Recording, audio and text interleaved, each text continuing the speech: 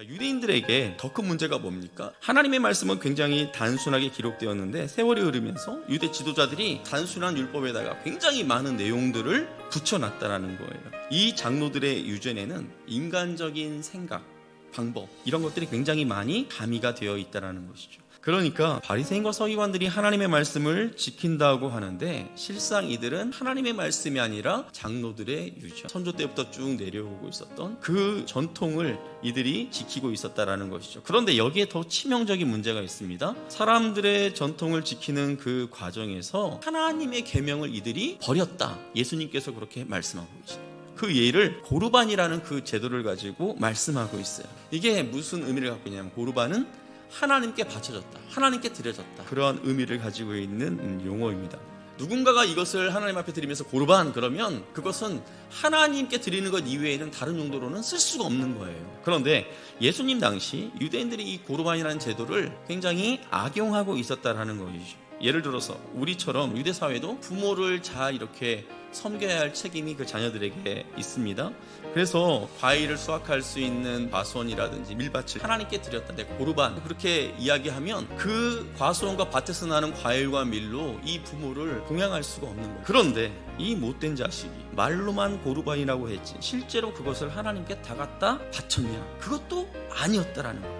아주 조금만 바치든지 아예 그마저도 바치지 않아도 제재를 받지 않았다라는 거예요. 그러니까 이 고르반이라는 거룩한 전통이 인간의 그 탐욕을 포장하는 도구로 전락해버린 것이죠. 그런데 하나님은 모세를 통해 주신 말씀에서 뭐라고 말씀하고 있습니까? 내 부모를 공경하라. 부모를 존경하지 않는 자는 저주를 받게 될 것이다. 심지어 거역하는 자는 돌로 쳐서 죽이라고 그렇게까지 명령하고 있어요. 자, 그런데 유대 지도자들의 모습은 어떻습니까? 자신의 욕심을 채우기 위해 명백한 하나님의 말씀이 있음에도 불구하고 그것을 무시하면서까지 전통을 악용하고 있는 그러한 유대 지도자들의 악한 모습을 신랄하게 고발하고 있는 것입니다. 자, 한 가지 예를 들어볼게요. 어느 날 한 선교사님이 교회에 오셔서 말씀을 전하시게 되었습니다. 그 말씀을 듣던 한 집사님의 마음이 감동이 되었어요. 저 선교사님이 사역을 잘 감당하시도록 내가 승합차를 한 대 사드려야 되겠다 마음으로 작정하고 매달 얼마씩 적금을 받기 시작을 하였습니다. 시간이 어느 정도 지나서 목표한 금액의 70% 정도를 모았을 때 갑자기 어머니로부터 전화가 왔어요. 아버지가 쓰러지셔서 지금 당장 수술을 받지 않으면 안 되는 상황이었던 거예요. 그런데 아버지의 수술을 위해서 다른 가족들이 나설 수도 없는 상황이었어요. 얼마나 이 집사님 고민이 되었겠습니까? 지금 내가 하나님께 드리기로 했던 이 돈이면 아버지 수술을 할 수 있는데 여러분이 생각하기에 이 집사님은 어떻게 해야 할까요? 헌금을 작정할 때 이 집사님 역시 하나님을 사랑함으로 작정하셨을 거예요.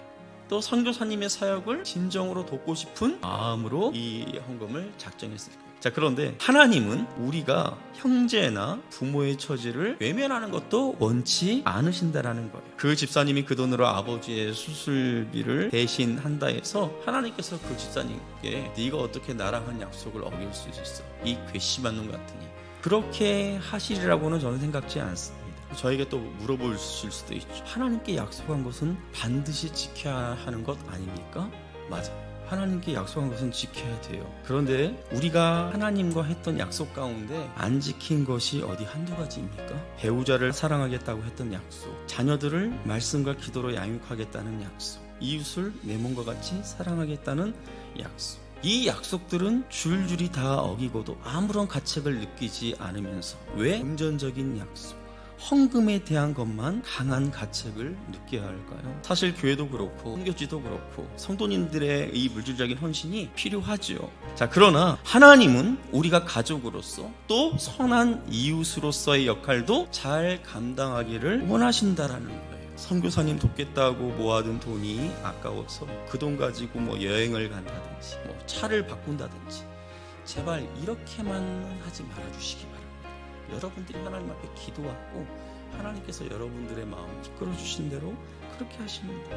예수님의 제자들이 손을 씻지 않고 식사를 한다고 비난하는 바리새인과 서기관들, 그들에게 지금 반박하면서 여기까지 그 말씀이 이어져 오게 되었습니다. 그래서 결국 예수님께서 무엇을 말씀하시고자 하는 겁니까? 밖에서 사람의 몸으로 들어가는 것, 이것은 사람의 몸을 더럽게 하지 못한다. 속에서 곧 사람의 마음에서 나오는 것은 악한 생각, 곧 음란과 도둑질과 살인과 간음과 탐욕과 악독과 속임과 음탕과 질투와 비방과 교만과 우매함이니 이 모든 악한 것이 다 속에서 나와서 사람을 더럽게 하느니라. 이 마음에서 나오는 이런 것들 때문에 우리 몸이 더러워진다는 거예요. 식탁에 있는 상대방을 배려하기는커녕 그 사람이 아픈 곳을 콕콕 찌르면서 그 사람의 그 형편을 생각하지 않고 식사를 하고 있습니다. 그런 마음을 가지고 함께 식사의 교제를 한다면 아무리 손을 10번씩 씻고 정결 의식을 치르고 그렇게 한들 그 자리가 거룩한 자리가 되겠습니까? 얼마나 추하고 더러운 자리입니까?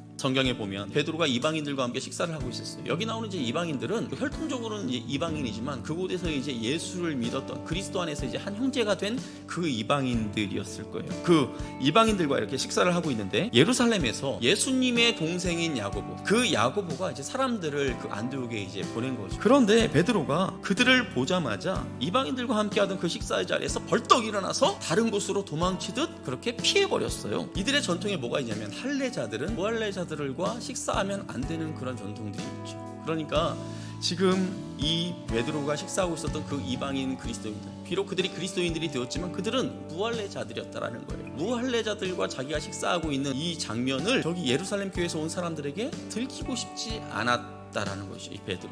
자, 그런데 참 재미있지 않습니까? 오늘 사실 예수님께서 바리새인이나 서기관들과 하나님의 말씀과 그 전통 사이에서 무엇이 더 우선이어야 하느냐, 그걸 가지고 지금 논쟁을 벌이고 있는 상황이잖아요. 그런 모습이 한두 번이었겠습니까? 그런 논쟁이 벌어질 때마다 가장 예수님 가까이에서 이 모든 것들을 다 베드로가 지켜봤을 텐데 정작 자기에게 위급한 상황이 찾아오니까 베드로가 하나님의 말씀보다는 자기 몸에 이미 배어버린 전통을 따라서 그렇게 움직이고 있는 것을 보게 됩니다.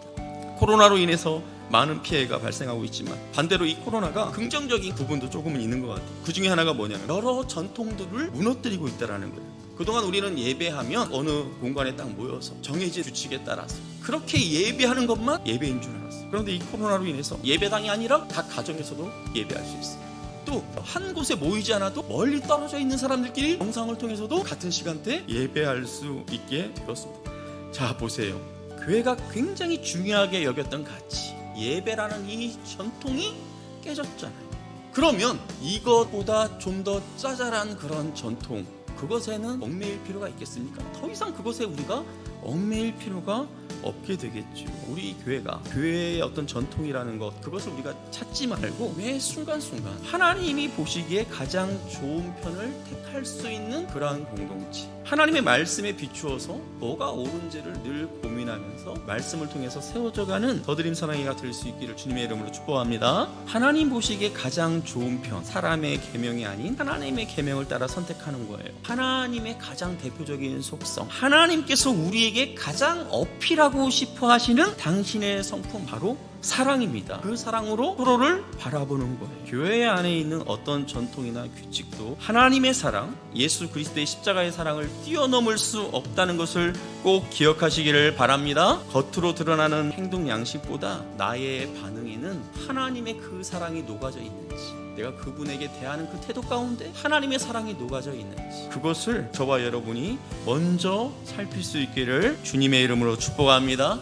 이렇게 할 때 우리는 교회의 어떤 전통이 아니라 하나님의 말씀, 하나님의 사랑이 지배하는, 하나님의 사랑이 주도하는 그러한 공동체가 될 줄 믿습니다.